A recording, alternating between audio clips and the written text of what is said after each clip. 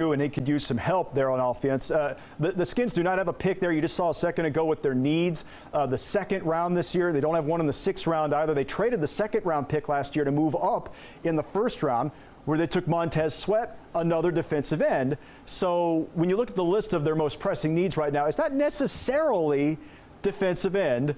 Offensive line, you mentioned a moment ago, they could use the help badly, especially at tackle. You mentioned tight end. Jordan Reed may not have a lot of time. And then this man might be the Skins pick, considered the best player available in this draft. Talking about Chase Young from Ohio State. When you take a look at this guy, physically, he's just a little bit different.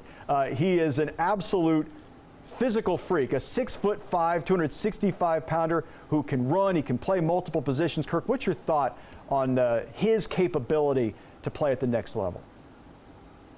I think he fits right in, as many experts predict that he is probably the best prospect in the draft. So because of the coronavirus pandemic, I think that hurt the Skins in terms of being able to scout other players, maybe bring in some of those other quarterbacks. So Chase Young is probably that safe bet. Now, bringing him in along with Montez Sweat from last year will help the depth of the defensive line. We talked about where the Redskins need help. The D-line is stacked, and it's not just the past couple of drafts, but before that, they got Jonathan Allen along with Daron Payne out of the University of Alabama. So their D-line right now is stacked. You don't want to be an NFC East quarterback. Those will be hard to deal with. So bringing in Chase Young, you know the impact he's going to have. If you think he is that generational type of player, you almost have to pick him here. There are other options out there, but he just seems too good to pass up on. Kirk, I'm going to give you one other thing. He's from the D.C. area.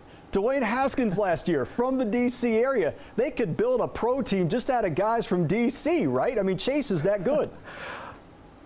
Yeah, he really is that good. So maybe the familiarity, you know, the people in the area loved when Dwayne Haskins was selected. Of course, another Ohio State guy with Chase Young. So being a Maryland product, there has been a lot of buzz across the D.C. area. Bringing in Chase Young, you see how good of a player he can be. So why not bring in a local kid to hopefully help get things moving in the right direction?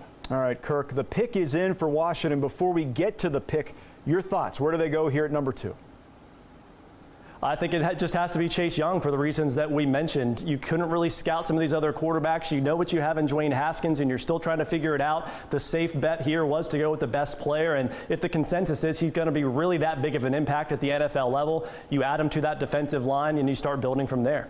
All right, Kirk. Well, your prediction has come true. At number 2, Washington has selected Chase Young out of Ohio State, who is just a different kind of athlete. I was talking to his head coach yesterday, Ryan Day from Ohio State, who said that, you know, Ryan has NFL experience. He was an assistant coach in the NFL with San Francisco, and so he knows the type of physical freak that an NFL defensive end really needs to be. And he says this guy is even a different standard than that. He is a special talent. Some of the information you need to know on Chase Young: a tremendous talent, obviously, and then it showed up on the field. A year ago, 16.5 sacks for Ohio State, and he didn't even play every game. Remember, he had a couple game suspension in there over the improper benefits issue that he went through. But when you look at the numbers, it was simply dominating.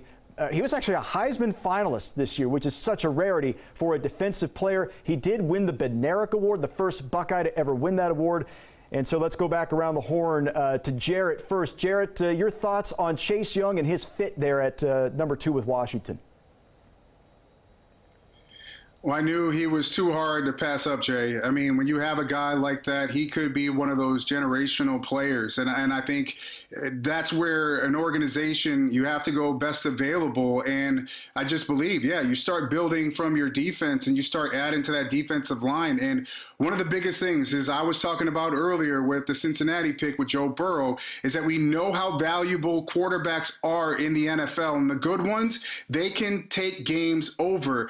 The only way to be able to stop that is a pass rush. And if you can get guys on the outside that have motors, that can find ways, good hand placement, and get to the quarterback, that quarterback is not good when he's on his back. And I think that's what you have in a guy like Young. He's a freak. There's not a lot of things that you can look at his game and kind of pick apart. I think the one thing is maybe he might stand up a little bit too tall, especially against the run. But other than that, getting to the quarterback, he is going to be a game changer. And I think a great pick for Washington. It just goes to show that it seems like the Skins really like Dwayne Haskins and think they can build with him and Ron Rivera. That would kind of be his choice, knowing that he can maybe turn him into something special. Well, let's move on here to pick number 3 as we move quickly.